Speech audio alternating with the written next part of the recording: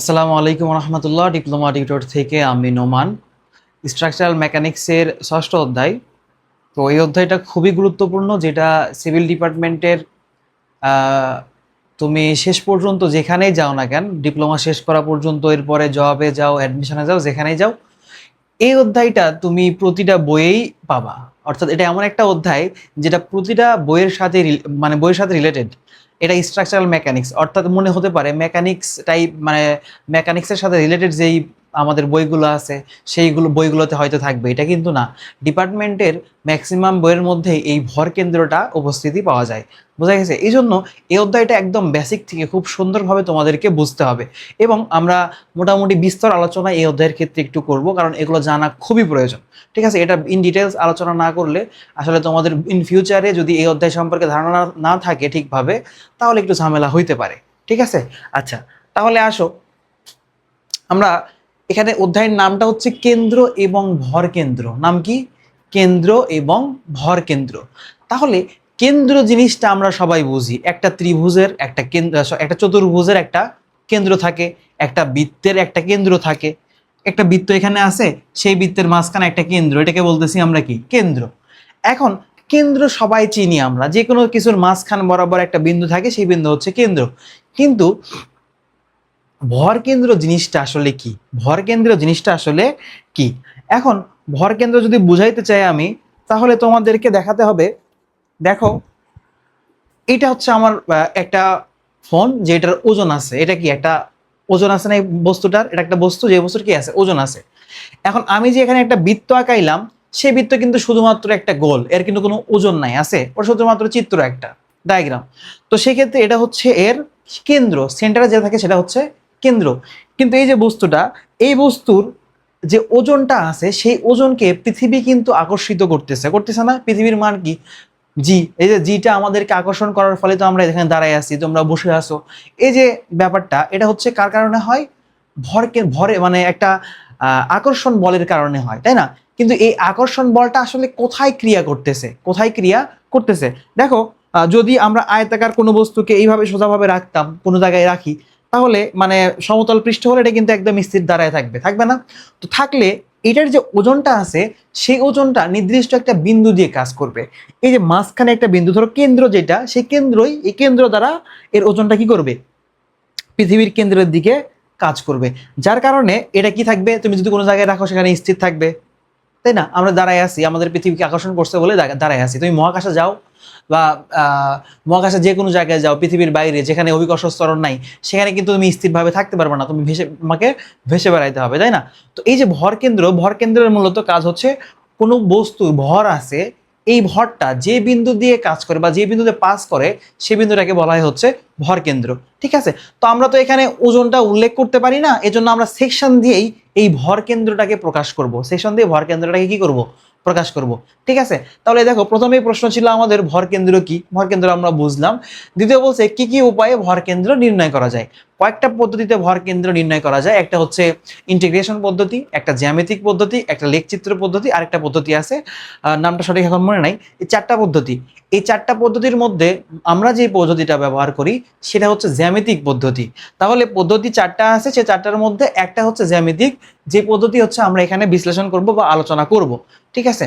এরপরে দেখো, ভর কেন্দ্র ও কেন্দ্রের মধ্যে পার্থক্য অলরেডি বুঝে ফেলছো। যে বস্তু, ভর কেন্দ্র একটা বস্তুর হচ্ছে ভর বা ওজন যেই বিন্দু দ্বারা পাস করে বা যেই বিন্দু দ্বারা ক্রিয়া করে, সেটা হচ্ছে ভর কেন্দ্র। আর কেন্দ্রটা কি? যেটা নির্দিষ্ট একটা সেকশন, যার কোনো কি নাই, ভর নাই, ওজন নাই, কিছু নাই, সেই সেকশনের মধ্যবিন্দুটাকে বলা হয় হচ্ছে কেন্দ্র। এখন উদাহরণস্বরূপ তুমি কি বলতে পারো ভর কেন্দ্র কি? এই যে মোবাইলের ভর কেন্দ্র আছে, চেয়ারের ভর কেন্দ্র আছে, টেবিলের ভর কেন্দ্র আছে, এগুলোর কিন্তু ভর কেন্দ্র আছে। যাদের ওজন আছে তাদের কি আছে? ভর কেন্দ্র আছে।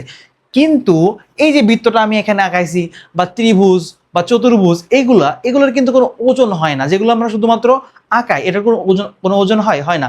তো এই যে ওজনহীন যে জিনিসটা, এটার যে সেন্টার, সেটাকে বলা হচ্ছে কি? কেন্দ্র। ঠিক আছে?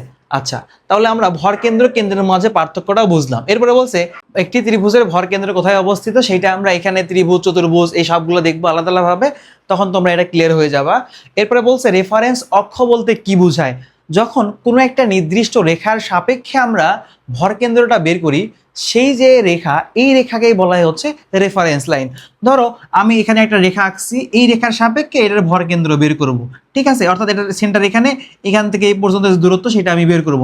তাহলে এই যে রেখা যার সাপেক্ষে আমরা কাজটা করলাম, এটাকে বলা হচ্ছে কি রেফারেন্স অক্ষ, রেফারেন্স অক্ষ বা রেফারেন্স লাইন। এরপরে আসো, বলছে প্রতিসম অক্ষ বলতে কি বোঝায়? কি অক্ষ? প্রতিসম অক্ষ বলতে কি বোঝায়? ধরো একাধিক সেকশন আছে, একাধিক সেকশন আছে, এই একাধিক সেকশনকে যদি আমরা ঠিক মাঝ বরাবর কাটলে উভয় পাশে সমান সেকশন পাই বা উভয় পাশে সমান ক্ষেত্রফল পাওয়া যায়, পাওয়া যায় সমান ক্ষেত্রফল পাওয়া যায় বা সমান অংশ পাওয়া যায়। তাহলে এই যে রেখা, যে রেখা দ্বারা আমি এটাকে কাটলাম বা যে অক্ষ দ্বারা আমি এটাকে বিভক্ত করলাম, এই বিভক্তকারী রেখাকেই বলা হয় হচ্ছে প্রতিসম অক্ষ। এই অক্ষকেই বলা হয় কি প্রতিসম অক্ষ। আরেকবার বলি, যে যে অক্ষ দ্বারা কোনো সেকশনকে সমান দুই ভাগে বিভক্ত করা যায়, সেই অক্ষকে বলা হয় হচ্ছে প্রতিসম অক্ষ। ঠিক আছে, সমান দুই ভাগে বিভক্ত করা গেলে সেটাকে কি বলবো? প্রতিসম অক্ষ বলবো। এরপরে কেন্দ্র বলতে কি বোঝায় এটা বলছি আমরা। এরপরে দুইটা প্রমাণ আছে, প্রমাণগুলো আমরা করব। তার আগে কোনটার ভরকেন্দ্র কোথায় এবং কিভাবে অবস্থিত সেটা আগে আমরা এখানে দেখব। দেখো, এটা হচ্ছে একটা আয়তক্ষেত্র যেটার প্রস্থ বি এবং গভীরতা ডি। ঠিক আছে, তাহলে এদের মাঝ বরাবর যদি আমরা দুটো রেখা টানি, ধরো এখানে একটা রেখা টানলাম এবং এই বরাবর একটা রেখা টানি, কয়টা? তাহলে একটা এক্স অক্ষ আর একটা কি ওয়াই অক্ষ। তাহলে এক্স অক্ষ এবং ওয়াই অক্ষ যদি এটা মাঝ বরাবর হলো না, তোমরা একবারে সমান মাঝ বরাবর স্কেল দিয়ে আঁকাই নিবা। ঠিক আছে, তো এই যে আয়তক্ষেত্র, এই আয়তক্ষেত্রের ভরকেন্দ্রটা অবস্থিত কোথায়? এখানে, ভরকেন্দ্র এখানে অবস্থিত। ঠিক আছে, তাহলে একটা জিনিস চিন্তা করো, আয়তক্ষেত্রের ভরকেন্দ্র যেহেতু মাঝখানে অবস্থিত, তাহলে প্রস্থ হচ্ছে বি। তাহলে আমি যদি এখানে এই কর্নার থেকে আসি, তাহলে এটার দূরত্ব কত হবে? B divided by two. এই যে এই জায়গা থেকে যদি আমি আসি, তাহলে বি ডিভাইডেড বাই টু। আবার এখানে কত হবে? B divided by two. অর্থাৎ আয়তক্ষেত্রের ক্ষেত্রে যে প্রস্থ থাকে, সেই প্রস্থের অর্ধ দূরত্বে থাকে হচ্ছে ভরকেন্দ্র। এবার হাইটের দিকেও কিন্তু সেম, আয়তক্ষেত্রের ক্ষেত্রে হাইটের দিকেও কি সেম, এখানে হবে ডি ডিভাইডেড বাই টু, এখানেও হবে ডি ডিভাইডেড বাই টু। এখান থেকে এই পর্যন্ত, এখান থেকে এই পর্যন্ত, এগুলো কি ডি ডিভাইডেড বাই টু। তাহলে দেখো, আয়তক্ষেত্র কিন্তু ক্লিয়ার করে নাও, আয়তক্ষেত্র যেখানেই থাকবে তার ভরকেন্দ্র থাকবে কোথায়? মাঝখানে। তাহলে আমি এই সেকশনের এই দিক থেকে যদি এদিকে আসি, তাহলে বি বাই টু দূরত্বে আমি ভরকেন্দ্র পাবো। এখান থেকে যদি উপরের দিকে যাই, ডি বাই টু দূরত্বে ভরকেন্দ্র পাবো। সেম ভাবে উপরের থেকে এবং ডান দিকে থেকে আসলেও কি সেম। এটা হচ্ছে আয়তক্ষেত্র। এখন আমরা যদি ত্রিভুজের দিকে খেয়াল করি, তাহলে ত্রিভুজের ভরকেন্দ্র নির্ণয় করার সময় আমাদেরকে ত্রিভুজকে তিনটি ভাগে বিভক্ত করতে হয়। কয়টা ভাগ? তিনটে ভাগ। ধরো আমি এটাকে এইখানে একটা ভাগে বিভক্ত করলাম, এখানে একটা ভাগে বিভক্ত করলাম, ঠিক মানে সেম ভাবে এদিকেও তিনটা ভাগে বিভক্ত হয়। কয়টা ভাগে? তিনটা ভাগে। তিনটা ভাগে বিভক্ত হওয়ার পরে ত্রিভুজের প্রথম যেই প্রথম রেখাদ্বয়, এইটা এবং এইটার যে ছেদবিন্দু আসে সেটাই হয় হচ্ছে আমাদের এখানে ভরকেন্দ্র। বুঝতে পারছো? দেখো, এই যে বিটাকে আমরা তিন ভাগ করছি, এক ভাগ, দুই ভাগ, তিন ভাগ। আবার এইদিকে কি এইচ আছে, এইচটাকে কয় ভাগ করছি? তিন ভাগ, এক ভাগ, দুই ভাগ, তিন ভাগ। তাহলে বি এর এটাকে বলা হয় কেন্দ্র, ত্রিভুজের এটাকে বলা হয় কি কেন্দ্র, এবং এগুলোকে বলা হয় হচ্ছে শীর্ষ। এগুলো হচ্ছে শীর্ষ, শীর্ষ বানান ভুল হলো, তারপর ছয় দীর্ঘিকার হবে না। এগুলো হচ্ছে শীর্ষ, এটাও শীর্ষ, এটাও শীর্ষ, এটাও কি শীর্ষ। তাহলে কেন্দ্র কোনটা? এটা হচ্ছে কেন্দ্র। তাহলে ত্রিভুজের কেন্দ্র থেকে যদি আমি ভরকেন্দ্রের দিকে যাই, তাহলে বি কে তিন ভাগ করার পরে এক ভাগের মধ্যে পড়ে হচ্ছে ভরকেন্দ্র। এখানে তিন ভাগ করছি, তার প্রথম ভাগে পড়ছে কি ভরকেন্দ্র। তাহলে আমরা দেখো তিন ভাগ, তাই না? তার তিন ভাগের এক ভাগ, তাইলে one third, one divided by three B. তাহলে এতটুকু দূরত্ব কত হবে? One third into B. আর এই পাশে যদি শীর্ষ থেকে আমি ভরকেন্দ্রের দিকে আসি, তাহলে দূরত্ব কত? Two third, two third B. অর্থাৎ তিন ভাগের এক ভাগ হয়েছে এইটুকু, এই জন্য ওয়ান থার্ড বি। আর তিন ভাগের দুই ভাগ হয়েছে এই পাশে, এই জন্য two third into B. Clear? আচ্ছা, তাহলে এটা কি গেল ভূমির ক্ষেত্রে। সেম ভাবে আমাদের হাইটের দিকেও হবে। দেখো, আমরা যদি এই যে কেন্দ্র থেকে এইচ এর দিকে যাই, তাহলে এটা হবে ওয়ান থার্ড এইচ। এবং আমরা যদি উপরের থেকে এই দিকে আসি, অর্থাৎ শীর্ষ থেকে নিচের দিকে আসি, তাহলে two third H. Two third কত? এইচ। বোঝা গেল? দেখো, এটা ভালো করে ক্লিয়ার করে নাও। এটা আমি এই ডিটা মুছে দিলাম, এটা তোমার খাতার মধ্যে আগে উঠে নাও। আমি এতটুকু মুছে দিলাম যেন ক্লিয়ারলি তোমাদেরকে বোঝানো যায়। ঠিক আছে, ডিটা কেটে দিলাম। তাহলে এটা একটা ত্রিভুজ যার ভূমি হচ্ছে বি, উচ্চতা কত এইচ। তাহলে এখানে ত্রিভুজের 3টা কর্নার আছে, যার মধ্যে সমকোণ যেই কর্নারটা হয় এটা হচ্ছে সমকোণ 90 ডিগ্রি, সেই কর্নারটাকে বলা হয় কেন্দ্র, এবং সূক্ষ্মকোণ যেই দুই পাশে থাকে সেই দুইটাকে বলা হয় হচ্ছে শীর্ষ। কি বলা হয়? শীর্ষ। তাহলে কেন্দ্র থেকে যখন আমি ভরকেন্দ্রের দিকে যাব, সেটা এইচ এর দিকেও হইতে পারে, বি এর দিকেও হইতে পারে, প্রস্থের দিকেও হইতে পারে, উচ্চতার দিকেও হইতে পারে। উভয় ক্ষেত্রে 1/3 ইন্টু বি। কেন্দ্র থেকে গেলে 1/3 ইন্টু বি, এই দিকে গেলে 1/3 ইন্টু বি। আসলে এগুলো মানকে আমরা অন্যভাবেও লিখতে পারি। দেখো এটার ক্ষেত্রে, আয়তক্ষেত্রের ক্ষেত্রে X bar is equal to B divided by 2। X bar মানে কি? এক্স অক্ষের দিকে যেটা যাচ্ছে, তাহলে এক্স অক্ষের দিকে কে আছে? বি আছে। তাহলে এক্স অক্ষের দিকে দূরত্ব কত? B divided by 2। আর এখানে ক্ষেত্রে আমরা ওয়াই বার যদি বলি, ওয়াই বার মানে কি? উপরের দিকে। ওয়াই বার মানে উপরের দিকে। তাহলে এখান থেকে এই পর্যন্ত দূরত্ব কত? D divided by 2। D divided by 2। বোঝা গেছে? এক্ষেত্রে কিন্তু আমরা এভাবে লিখতে পারি। তাহলে এটার ক্ষেত্রে কিন্তু আবার দুই ভাবে লেখা যাবে। একটা হচ্ছে যদি কেন্দ্র থেকে হয়, কেন্দ্র হতে, তাহলে কেন্দ্র হতে হলে এক্স বার, আমরা এক্স বার কোনটা? এই যে এ অক্ষ বরাবর এক্স বার, তাহলে এক্স বার সমান কি হবে? 1/3 ইন্টু বি। আর ওয়াই বার কি হবে? 1/3 ইন্টু এইচ। অর্থাৎ উপরের দিকে যেটা সেটাকে আমরা বলবো কি? Y bar. একটা এক্স বার আর একটা কি? Y bar. ওকে, এরপরে আসো আমরা যদি আসি এবার শীর্ষ থেকে, শীর্ষ হতে, তাহলে শীর্ষ হতে হলে x bar is equal two, শীর্ষ থেকে আসতেছি, দেখো এক্স বারের মান কত হবে? এখানে এক্স বার এই বরাবর, তাহলে এইখান থেকে এই পর্যন্ত শীর্ষ থেকে আমি এইদিকে আসবো, ভরকেন্দ্র পর্যন্ত আসবো, তাহলে 2/3 ইন্টু কত হবে? বি হবে। তাহলে এই ক্ষেত্রে আমরা লিখতে পারি 2/3 বি। আর ওয়াই বারের মান কি হবে? এই যে এখান থেকে শীর্ষ থেকে, আমরা শীর্ষ থেকে আসতেছি কিন্তু শীর্ষ থেকে ভরকেন্দ্র পর্যন্ত দূরত্ব 2/3 into H. 2/3 into H, 2/3 into H. তাহলে ভরকেন্দ্র কি বুঝলাম? ত্রিভুজের ক্ষেত্রে আমরা কেন্দ্র থেকে পাই একটা, শীর্ষ হতে পাই আরেকটা। ঠিক আছে? আচ্ছা, এইবার আসো বৃত্তের ক্ষেত্রে। এই বৃত্তকেও যদি আমরা মাঝখান দিয়ে দেখি, তাহলে বৃত্ত হচ্ছে এখানে মাঝখানে হচ্ছে ভরকেন্দ্র। বৃত্তের ক্ষেত্রে একটা জিনিস সহজ, তুমি যেই দিকে যাও, এক্স বারের দিকেই যাও বা ওয়াই বারের দিকে যাও, ভরকেন্দ্র হবে ডি ডিভাইডেড বাই 2। অর্থাৎ মানে বৃত্তের ব্যাসার্ধে, ব্যাসের অর্ধেক। অর্থাৎ এটা তো আমরা পরে এঁকেছি, তাই না? এটা একটু মুছাই দিলাম। হ্যাঁ, আচ্ছা দেখো এইখান থেকে এই পর্যন্ত ধরো বৃত্তের ব্যাস, তুমি বৃত্তের যে কোনো দিক থেকে আসো, এক্স বারের মান হবে, এটা তো ডি হয়, তাহলে এই দিকেও ডি ডিভাইডেড বাই 2, এই দিকেও ডি ডিভাইডেড বাই 2, এই দিকেও ডি ডিভাইডেড বাই 2, এই দিকেও কত? D divided by 2। যে দিক থেকে আসো না কেন তুমি, এক্স বারে হলেও D divided by 2, Y bar হলেও X divided D divided by 2। তাহলে এক্স বারের মান আমরা এখন কত লিখবো? D divided by 2। এবার ওয়াই বারের মানটাও সেম, ডি ডিভাইডেড বাই 2। বুঝাইতে পারলাম? তাহলে এই তিনটা কিন্তু বেশি ইম্পর্ট্যান্ট। যদি ম্যাথ সহজ পরীক্ষাতে আসে, পরীক্ষাতে সহজ ম্যাথ আসলে, তাহলে এই তিনটার মধ্যেই সীমাবদ্ধ থাকবে আর কি। এইগুলোই প্লাস মাইনাস করে আমাদেরকে অ্যান্সারগুলো করতে হবে। এরপরে আসো অর্ধবৃত্ত এবং কোয়ার্টার বৃত্ত। এই অর্ধবৃত্তটা দেখো, অর্ধবৃত্তর ব্যাস হচ্ছে ডি, অর্ধবৃত্তের ব্যাস হচ্ছে ডি, কিন্তু ব্যাসার্ধ এই দিকে হাইট কত? আর। তো এটার ক্ষেত্রে তুমি একটা জিনিস চিন্তা করো, এটা তো এক্স অক্ষ, তাই না? এটা হচ্ছে এক্স অক্ষ। তো এক্স অক্ষ বরাবর আমার কিন্তু ভর কেন্দ্রের মানটা ডি ডিভাইডেড বাই 2তেই আছে। অর্থাৎ এই পাশে ডি ডিভাইডেড বাই 2, আর এই পাশেও কত? D divided by 2। এই দিক থেকে অর্ধেক, মানে এটার ভর কেন্দ্র কোথায় থাকবে? এখানে। ধরো এটার ভর কেন্দ্র থাকবে এইখানে। তো এইখানে যখন থাকবে তখন এই পাশ থেকে গেলেও এক্স এর দিকে ডি ডিভাইডেড বাই 2, এই দিক থেকে আসলেও ডি ডিভাইডেড বাই 2। তাহলে এক্স বারের মান আমরা ডি ডিভাইডেড বাই কত লিখলাম? 2 লিখলাম। ঠিক আছে, এখন দেখো এইটার ক্ষেত্রে আবার কেন্দ্র আছে, ওয়াই বারের ক্ষেত্রে। এক্স বারের ক্ষেত্রে কিন্তু কেন্দ্র নাই। এক্স বারের ক্ষেত্রে তুমি এদিক থেকে আসলেও যা, এদিক থেকে আসলেও তাই, কিন্তু ওয়াই বারের ক্ষেত্রে কেন্দ্র আছে এবং শীর্ষ আছে।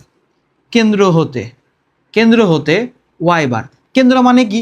দেখো এটা যদি একটা পরিপূর্ণ বৃত্ত হতো, এটা যদি একটা পরিপূর্ণ বৃত্ত হতো, এরকম পরিপূর্ণ একটা বৃত্ত হতো, তাহলে কিন্তু এটার কেন্দ্র থাকতো কোথায়? এখানে।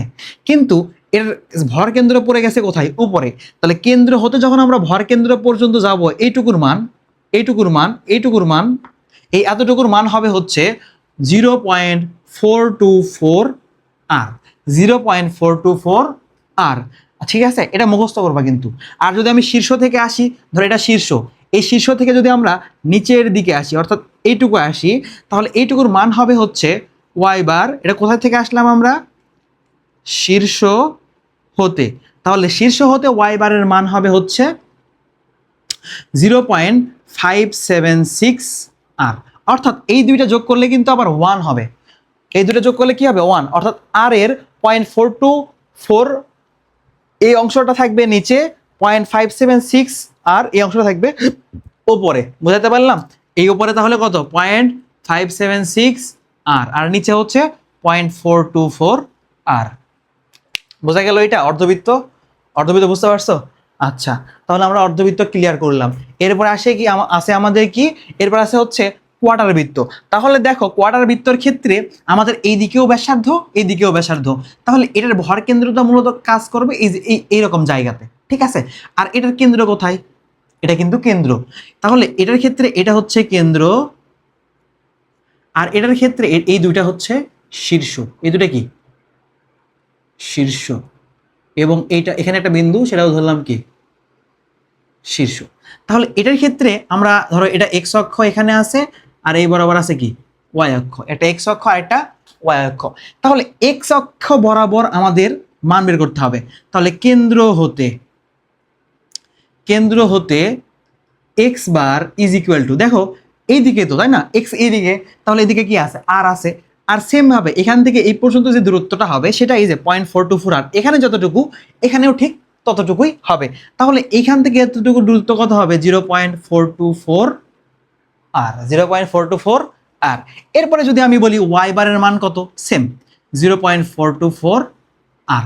আর যদি শীর্ষ থেকে হয় ভাই, তাহলে শীর্ষ থেকে হয় মানে কি, এই যে এই শীর্ষ থেকে এই পর্যন্ত আমার দূরত্ব বের করতে হবে এখানে, তাহলে সেম এই যে 0.576 আর যেটা ছিল এইটাই।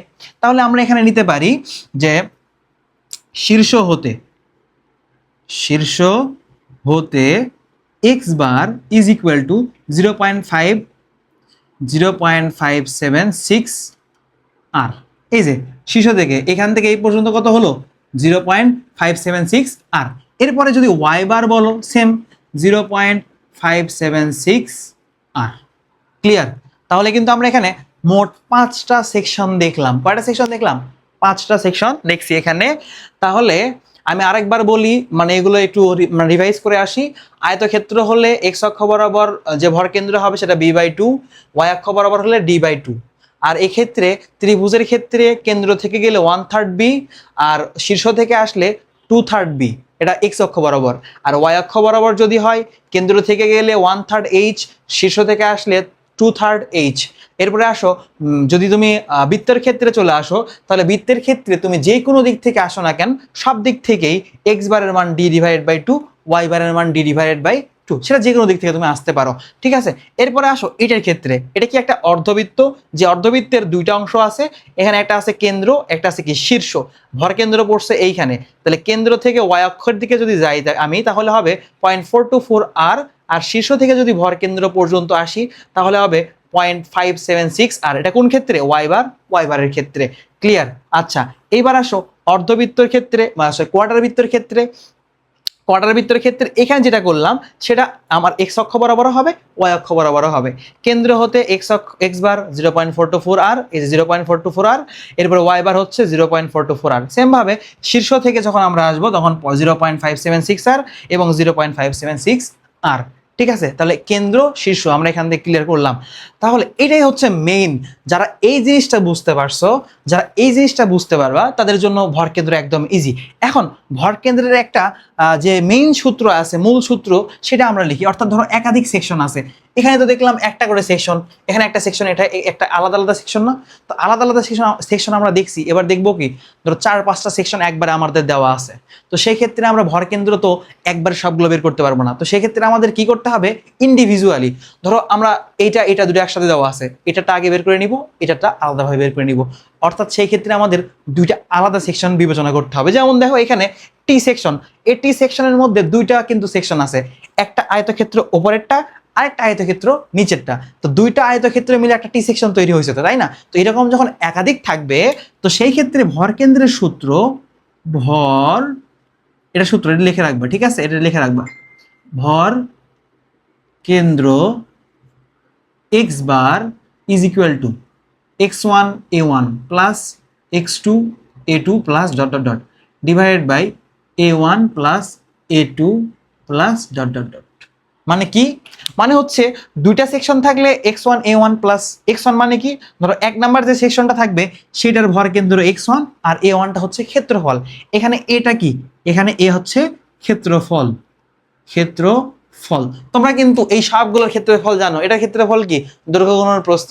এটার ক্ষেত্রফল কি? হাফ গুণন ভূমি গুণন উচ্চতা। এটার ক্ষেত্রফল কি? π/4 ডি স্কয়ার। এটার ক্ষেত্রফল কি? π/4 ডি স্কয়ার ইনটু হাফ। অর্থাৎ একটা বৃত্তের অর্ধেক এইটা, তাহলে π/4 ডি স্কয়ার হচ্ছে একটা বৃত্তের ক্ষেত্রফল, সেটার হাফ। এইটা কোয়ার্টার বৃত্ত, π/4 ডি স্কয়ারের 4/1 এটা। ঠিক আছে? আচ্ছা, তাহলে আমরা ভর কেন্দ্র বুঝলাম। এরপরে মানে ভর কেন্দ্রের যে মেইন সূত্র তার মধ্যে এটা কি সেটা কিন্তু আমরা বুঝতে পারছি।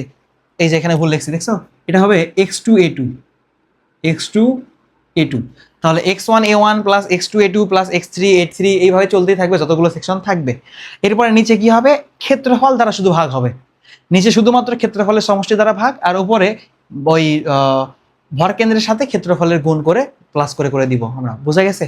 আচ্ছা, তাহলে আমরা কিন্তু এইখান থেকে মোটামুটি যা আমাদের জানা প্রয়োজন সব কিছু জেনে ফেলছি। তো আমি এটা স্ক্রিনশট নিয়ে রাখতে বা ছবি উঠাই রাখতেছি, আমি এটা তোমাদের টেলিগ্রাম চ্যানেলে দিয়ে দিব। ওখান থেকে তোমরা নোট হিসেবে উঠাই নিতে পারবা। ঠিক আছে? যারা এখান থেকে আমি দাঁড়ায় থাকার কারণে উঠাইতে সমস্যা হয়, তো টেলিগ্রাম চ্যানেলে যাওয়ার পরে ওখান থেকে ছবি দেখে তোমরা খাতার মধ্যে সুন্দরভাবে নোট করবা।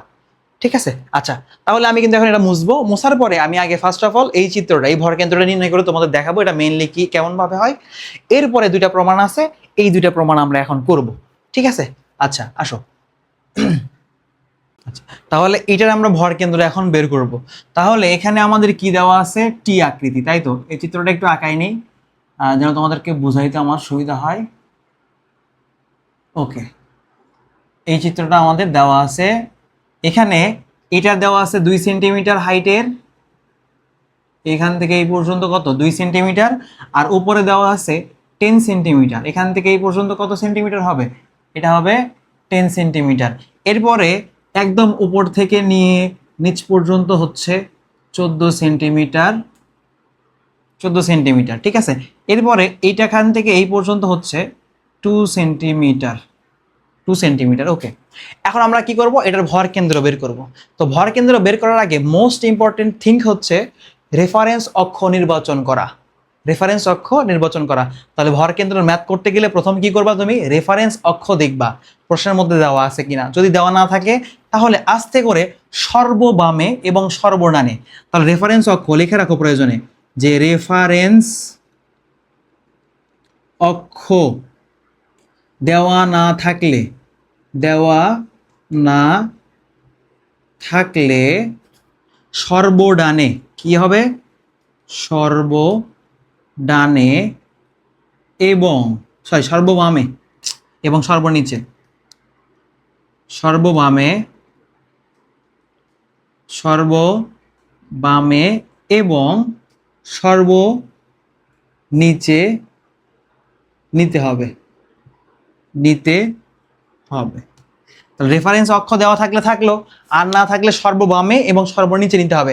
তাহলে সর্ববাম কোনটা? দেখো তো সর্ববামে সেকশনের কি অংশ আছে? এটা আছে না? তাহলে এই বরাবর আমি রেফারেন্স লাইন নিলাম। তাহলে এই বরাবর কি অক্ষ হয়? ওয়াই অক্ষ হয়। উপরে নিচে ওয়াই অক্ষ, এবং সর্বনিচে, সর্বনিচে কোন পর্যন্ত? এখানে আছে। তাহলে এই বরাবর যাবে আমাদের হচ্ছে এক্স অক্ষ। তাহলে এক্স অক্ষ পাইলাম আমরা, ওয়াই অক্ষ পাইলাম। তাহলে আমরা যখন একাধিক সেকশন এইভাবে দেখব যেগুলো আমরা সূত্রের মধ্যে ডিরেক্টলি পড়তেছে না, সেক্ষেত্রে আমরা এগুলোকে সেকশনে, দুইটা সেকশনে আলাদা আলাদা করে দিব। দেখো আমি দুইটা সেকশন আলাদা করে দিলাম না? তাহলে আমি যদি এটাকে এখন 1 নাম্বার সেকশন ধরি এবং এটাকে 2 নাম্বার সেকশন ধরি, কোনো সমস্যা আছে? সমস্যা কিন্তু নাই, তাই না? এখন দেখো এখানে একটা মজার ব্যাপার আছে, সেটা হচ্ছে আমরা কিন্তু প্রতিসম অক্ষ বলছিলাম, তাই না? তুমি একটা জিনিস খেয়াল করো, আমি যদি এই দিক থেকে এই পর্যন্ত যাই তাহলে ভর কেন্দ্র আর এখানে হবে, আবার এটার ভর কেন্দ্র কোথাও হবে? মাঝখানে। তার মানে আমি এটার মাঝখান বরাবর যদি কাটি, অর্থাৎ এই একদম মাঝ বরাবর যদি কাটি, তাহলে দুই পাশে কিন্তু সমান সেকশন থাকতেছে আমার। দেখো আমি এটা তোমাদেরকে একটা রেখা দিয়ে বুঝে দিই। আমি যদি এই বরাবর এটাকে কাটি তাহলে উভয় পাশে কি থাকতেছে? সমান সেকশন থাকতেছে। এটাকে বলা হয় প্রতিসম অক্ষ। ঠিক আছে? তো প্রতিসম অক্ষ থাকলে সরাসরি কোন অক্ষ বরাবর প্রতিসম হয়েছে? ওয়াই অক্ষ বরাবর। তাহলে এক্স এর মান কোনটা হবে? সর্বোচ্চ যে মান থাকবে এখানে সেটার অর্ধেক। তো ওইদিকে আমরা পরে যাবো, আমরা মেইন যেভাবে করতে হয় সেটা দিয়ে করবো, লাস্টে তোমাদেরকে শর্টকাটটাও দেখিয়ে দিব, তোমরা মূলটা আগে শেখো। আচ্ছা, তাহলে সলভ। এখন দেখো এখানে তোমরা সাইড নোটে কিভাবে লিখবা। x1 এক নাম্বার সেকশনের ক্ষেত্রে আমরা x1 মানে কি, এই যেটা আমাদের ধরো 0 বিন্দু, এই জায়গা থেকে এই যে এই পর্যন্ত তোমার রেফারেন্স লাইন নেওয়া মানে কি, রেফারেন্স লাইন আমি যেখানে নিছি ঠিক সেইখান থেকে ওই সেকশনের ভরকেন্দ্র পর্যন্ত দূরত্ব আমাকে নিতে হবে। তাহলে ধরো এটার ভরকেন্দ্র আছে এই মাঝখানে, আয়তক্ষেত্র যেহেতু, তাহলে এটার মাঝখানে থাকবে ভরকেন্দ্র। তাহলে এখানে আছে 2 সেন্টিমিটার, 2 এর অর্ধেকে আছে, তার মানে এইদিকে এখানে কত থাকবে 1 সেন্টিমিটার। কিন্তু একটা জিনিস খেয়াল করো, আমি যে এখান থেকে এই পর্যন্ত নিব তার আগে তো আমার এই দূরত্বটা প্রয়োজন, তাই না? এখন এখন দেখো এই যে আমার ভরকেন্দ্রটা সেই সেকশন বরাবর উপরে গিয়ে দেখতেছি আমি কত সেন্টিমিটার আছে এখানে 10 সেন্টিমিটার, আর 10-এর অর্ধেক করলেই কিন্তু আমরা এই মাঝ বরাবর সেকশনটা পেয়ে যাচ্ছি।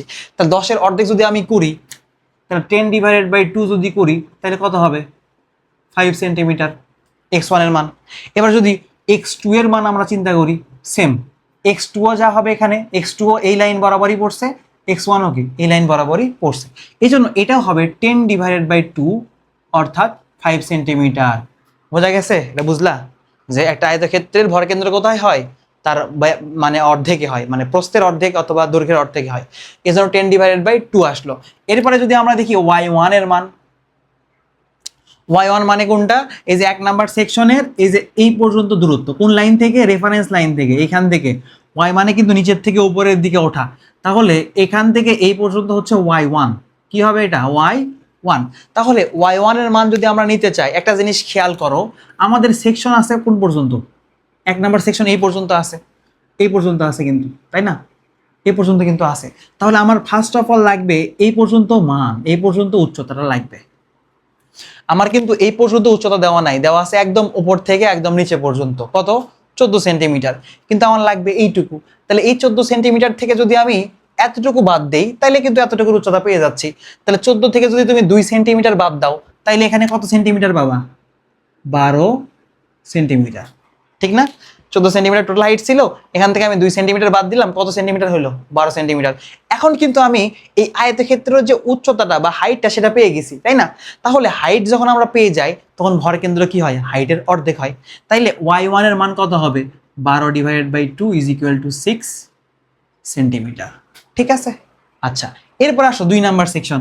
তাহলে 2 নাম্বার সেকশনের ভরকেন্দ্র কোথায় ভাইয়া, এই যে এখানে, একদম এখান থেকে আমাকে এই পর্যন্ত উঠলে আমি এখানকার ভরকেন্দ্র পাবো y2, তাই না? একদম রেফারেন্স লাইন থেকে নিয়ে এই কেন্দ্র পর্যন্ত যে উচ্চতা সেটাই তো ওটার ভরকেন্দ্র। তাহলে রেফারেন্স লাইন থেকে এই রেফারেন্স লাইন থেকে এই ওই অক্ষ আসার আগ পর্যন্ত দূরত্ব কত, 12 সেন্টিমিটার। তাইলে আমরা আগে 12 সেন্টি নিতে হবে আমাদের, 12 প্লাস, তাইলে আমরা এত দূর আসছি, আসার পরে এখন এতটুকু বাকি আছে, এই অংশটুকু বাকি আছে। তাহলে এই অংশটুকুর পুরো হাইট কত, 2 সেন্টিমিটার। তাহলে 2 এর অর্ধেকে আছে কি ভরকেন্দ্র, 2 এর অর্ধেকে আছে না, এই যে 2 সেন্টিমিটারের অর্ধেকেই তো ভরকেন্দ্র আছে। তাহলে 12 + 2/2 = কত, 13 সেন্টিমিটার। বুঝছো? আচ্ছা, এটা কিন্তু একদম বেসিক সবকিছু বুঝাচ্ছি, পরের গুলোতে আমি আর একটু ফাস্ট আগাবো, ঠিক আছে? এটা একটু ধৈর্য ধরে সহকারে তোমাদেরকে দেখতে হবে। এরপরে y1 y2 গেল, এরপরে a1 মানে কি, 1 নাম্বার সেকশনের ক্ষেত্রফল। তাহলে 1 নাম্বার সেকশনের দৈর্ঘ্য কত, 12, প্রস্থ কত 2, তাহলে 12 × 2 = 24 সেন্টিমিটার স্কোয়ার। এরপরে a2 এর দৈর্ঘ্য কত, 10, প্রস্থ কত 2, তাইলে a2 হচ্ছে 10 × 2 বা 20 সেন্টিমিটার স্কোয়ার। ক্ষেত্রফলের একক কি, মিটার স্কোয়ার, সেন্টিমিটার স্কোয়ার, তাই না, ইউনিট স্কোয়ার। আচ্ছা, তাহলে আমরা এখানে x পাইলাম, y পাইলাম, a পাইলাম, তিনটা জিনিস আমরা এখানে পাইছি।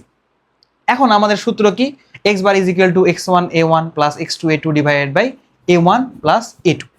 এখন এটা তো আমি শুধুমাত্র x বারের ক্ষেত্রে লিখছি, তাহলে y বারের ক্ষেত্রে কি হবে, same y bar = y1 a1 + y2 a2 + ... আর এই ক্ষেত্রে হবে a1 + a2 + ... যতগুলো থাকবে। তাহলে এখানে আমাদের x বারটা কি হবে, x bar = এখানে লিখবা, আমরা জানি we know that, আমরা জানি x bar = x1 a1 + x2 a2 / a1 + a2। তাহলে x এর মান কত, এখানে x1 এর মান কত 5, a1 এর মান কত 24 সেন্টিমিটার। তাহলে a1 এর মান হচ্ছে 24, a1 এর মান 24 প্লাস x2, x2 এর মান কত 5 ইন্টু a2 এর মান কত 20 divided by a1 plus a2। a1 এর মান 24 সেন্টিমিটার স্কোয়ার, তাহলে 24 আর a2 এর মান হচ্ছে 20। এটা ক্যালকুলেশন করলে তুমি মান পাওয়া হচ্ছে 5 সেন্টিমিটার। ঠিক আছে, তাহলে x বারের মান কিন্তু আমরা একদম মেইন যে সূত্র মূল নিয়মে করতে পারি, কিন্তু দেখো এখানে শর্টকাটেও আমরা করতে পারি। কিভাবে? এই যে এই অক্ষ বরাবর যে প্রতিসম হয়েছে, যখনই প্রতিসম হবে তখন দেখবা এখানে সব থেকে বড় যে সেকশন x অক্ষ বরাবর আছে সেটা কোনটা। আমার প্রতিসম হয়েছে কিন্তু কি বরাবর, y অক্ষ বরাবর, কিন্তু আমি দেখবো আমার সব থেকে বড় সেকশন কোনটা, এখানে এই যে এইটা x অক্ষ বরাবর। তাহলে x অক্ষ বরাবর সব থেকে বড় মান কত 10। তাহলে এই ক্ষেত্রে আমাদের লিখতে পারবো আমরা, ধরো তুমি এটা লিখতে পারো একটা, এটা একটা অপশন, কোনো সমস্যা নাই, এটা লিখতে একদম বেসিক সহ লেখা হয়ে গেল। আর যদি বলো আমি শর্টকাটে লিখবো তাহলে লিখতে পারো যে যেহেতু y অক্ষ বরাবর প্রতিসম, y অক্ষ বরাবর প্রতিসম, অতএব x bar is equal to 10 divided by 2 is equal to 5 centimetre. ঠিক আছে, সব থেকে বড় যে দৈর্ঘ্যটা থাকবে x অক্ষ বরাবর সেটা নিবা, সেটা নিয়ে 2 দ্বারা যদি ভাগ করে দাও তাহলে তুমি কিন্তু একই অ্যান্সারই পাবা, এটাও অ্যান্সার এবং কি এটাও অ্যান্সার। তুমি চাইলে এতটুকুতেই এটা সলভ করে ফেলতে পারো, আবার চাইলে এই 2 লাইনটা এক্সট্রা করতে পারো। এটা হচ্ছে মূল নিয়ম। যারা সেফে থাকতে চায় তারা মূল নিয়মেই করে অনেক সময়, বোঝা গেছে? কারণ প্রতিসম অক্ষ অনেক সময় দেখা যায় অল্প একটু কম বেশি হলেই ঝামেলা হয়ে যাবে। ঠিক আছে, এই জন্য এটা কেয়ারফুলি আমাদের কাজ করতে হবে। এটা প্র্যাকটিস যখন করতে থাকবা তখন তোমাদের কাছে একদম ইজি হয়ে যাবে। তাহলে এরপরে যদি আমরা দেখি y বার, তাহলে y bar is equal to y1 a1 plus y2 a2 divided by a1 plus a2। তাহলে y1 এর মান এখানে কত 6 ইন্টু a1 এর মান 24 প্লাস y2 এর মান 13, a2 এর মান হচ্ছে 20 divided by a1 plus a2 24 plus 20। এটা যদি আমরা ক্যালকুলেশন করি 6 into 24 plus 13 into 20 divide by 24 plus 20, এটা আসতেছে হচ্ছে 9.18 সেন্টিমিটার। এটা হচ্ছে আমাদের অ্যান্সার। তাহলে কোথায় চলে গেছে দেখছো, এই পর্যন্ত 12, আলটিমেটলি এই যে এখানে আমাদের চলে আসছে, এখানে y বারের মান যেটা সেটা হচ্ছে এই যে মানে এরকম একটা পর্যায়ে চলে আসছে, যেটার মান কত 9.18 সেন্টিমিটার। বোঝা গেছে? 9.18 সেন্টিমিটার, এটা হচ্ছে আমাদের অ্যান্সার। তাহলে আমি আশা করি তোমাদেরকে ভরকেন্দ্র কিছুটা হলেও বুঝাতে পারছি, তাই না? তো যতটুকু বুঝছো এতটুকুর উপরে টি সেকশনের যতগুলো ম্যাথ আছে বইয়ের মধ্যে সবগুলো সলভ করে ফেলবা। বইয়ের মধ্যে একটা ম্যাথও বাকি রাখবা না। এই ভিডিও দেখার পরে যতগুলো ম্যাথ আছে সবগুলো সলভ করবা, করার পরে কমেন্ট করবা যে ভাই সলভ করছি, তারপরে নেক্সট ভিডিও দিব ইনশাল্লাহ। ঠিক আছে, এখন কিন্তু আমি রেগুলার ভিডিও দিব এই কয়েকদিন, মানে পরীক্ষার আগে পুরো ফুল সিলেবাস তোমাদের কভার হয়ে যাবে ইনশাল্লাহ। আর তোমাদের এখন কাজ হচ্ছে শুধুমাত্র প্র্যাকটিস করা। ঠিক আছে, এবং আমাকে বলবা তোমাদের কোন নোট প্রয়োজন। আমি সার্ভিং 1 এর নোটটা তোমাদের জন্য প্রস্তুত করতেছিলাম এতদিন, সেটা টেলিগ্রাম চ্যানেলে দিয়ে দিব ইনশাল্লাহ।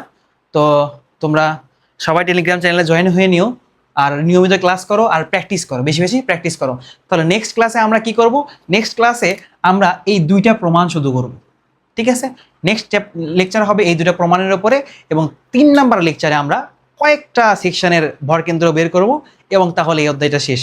তাহলে আর 2টা লেকচার থাকবে এখানে। তো সবাই আমার সাথে থাকো, ইনশাল্লাহ আমরা খুব দ্রুত এই বইটা শেষ করে ফেলবো। ঠিক আছে, তো আজকের এই ক্লাস এই পর্যন্তই। দেখা হচ্ছে তোমাদের সাথে পরবর্তী ক্লাসে। সে পর্যন্ত ভালো থাকো, সুস্থ থাকো। আল্লাহ হাফেজ। আসসালামু আলাইকুম ওয়া রাহমাতুল্লাহ।